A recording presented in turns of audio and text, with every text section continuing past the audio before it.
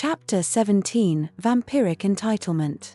Have you ever felt entitled to something? It doesn't matter what it is. Have you felt entitled to it? I have. I feel today I am entitled to respect because of my age. I feel entitled to employment benefits because I have worked hard.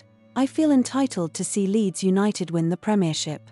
Apart from the latter, these are all examples of noble entitlements, just rewards because of the industry, sacrifice, and effort we have put into something. These noble entitlements do not hinder the happiness of others. This makes them noble. They are entitlements veering in the direction of the Buddha. Vampires do not possess this form of entitlement. There is another form of entitlement, deluded entitlement. Leeds United winning the Premiership is one such example. Racid, the vampire in this narrative, is like all vampires. He takes whatever he can and does not feel it is wrong. More disturbingly, the vampire will commit heinous acts to secure their deluded entitlement. When ordinary people commit a crime, they will feel a sense of guilt and a nagging conscience. On the contrary, the vampire is in no way conscious of the acts of the crime they commit. They deem such actions entirely natural and in keeping with success in life. They have no empathy or sympathy, or guilt. The vampire is a cold, calculating creature. Racid is a vampire, and he, too, is a cold, calculating creature, even in infancy. Racid is also a demonstrable example of an ugly and obnoxious vampire. There are characters in this life and history who are, quite simply, evil. No matter how much love and sweet attention is given to them, they cannot resist being bad. Racid was one such character. In 1935, to a pair of wonderful parents, young Racid was born. He was a weakling of a child, but his infirmity only made his parents dote upon him even more. His mother would pinch his cheeks with love and try to make him chuckle, but little Racid never even raised a smile, let alone a chuckle.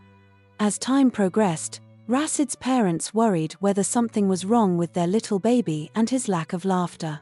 They took him to a specialist, numerous tests were carried out, and the devastating news was returned that the boy was retarded. Such was the brutal diagnosis of the time. However, it wasn't that Racid was retarded which made him bad throughout his life. There was something within the child, in his heart or head, which manifested itself in quite extraordinary characteristics of selfishness. These extraordinary characteristics of selfishness and the cold and calculating manner in which Racid acted prevailed within him throughout his life. At the tender age of 5, Racid began to attend infant school. From his first day there, he was a loner, and as the years passed, he became increasingly withdrawn. He had no friends, nor did he desire any. There was, however, one thing young Racid was intensely interested in: possessions. He would grab with greedy hands anything offered to him. Racid's bedroom was a veritable miser's nest full of rubbish. His parents loved to see the inordinate passion with which he grasped any new possession. They showered gifts upon him, but strangely, he never thanked them with that beautiful shine of light shown when a little boy looks at his parents after receiving presents. They didn't mind, though, as they loved him without reserve. The years passed on. Racid left infant school and carried the same cold and calculating character into high school. At the end of his school life, Racid left with no qualifications. In fact, the boy couldn't even read, though every effort had been tried. The boy only once showed enthusiasm for his studies. Although Racid wasn't all that bright, he did know how to act in his best interests. Even if that meant bringing great misery to others, he didn't care. Such was the complete lack of conscience within the boy. Racid returned to his family home on his final day of school and declared to his loving parents, "I'm off now. I don't have to live here anymore, and besides, I can't stand you both. But we have raised you. We have given you everything. You only gave me what I was entitled to.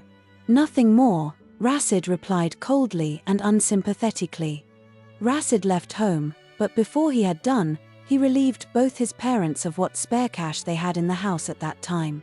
He possessed no remorse for his actions. Racid never sought communication with his parents again. When he encountered them by chance, he would either cross the road or turn and walk the other way. His mother was devastated and inconsolable. Her health suffered, and in her 48th year, cancer took her from this world. Racid's father, Albert, now hated his son. With the money Racid had stolen from his parents, he secured himself a cheap bedsit. Since it was easy to find cheap bedsit accommodation and employment in those days, Racid readily took a job cleaning up in some nearby factory. For the next 14 years, Racid worked in the same factory. He always tried to gain a better position with his firm, but his employers couldn't stand him. He'd turn up on time and was never sick, which was all that mattered to the factory management. Just as in school, Racid in the workplace was a loner. He never socialized with his work colleagues, went for a sandwich, or drank with them. The only social communication he had was one of profit. Racid possessed a cheap van, and in his spare time, he would regularly roam the streets of Leeds, searching for any old scrap to sell for a profit at the factory. Racid was now 30 and had had only one brief liaison with the opposite sex, but nothing came of it. No decent girl would entertain him, deeming him an oddball. He possessed a squat, fattish, and somewhat twisted frame for a man. He stood no taller than 5 foot, 5 inches. Why waste money, he would say to himself after combing the thinned hair strands over his head and wiping the extra lard off the comb with his only towel. Racid knew he was ugly and didn't care, or he was not bothered about being obnoxious. He knew he had little chance of winning over the heart of a fair woman. He had come to accept the reality of who he was, and the only recreation and felicity he sought had been giving full vent and expression to his grasping and miserly lifestyle. However, in his 30th year, Racid's fortunes and life changed.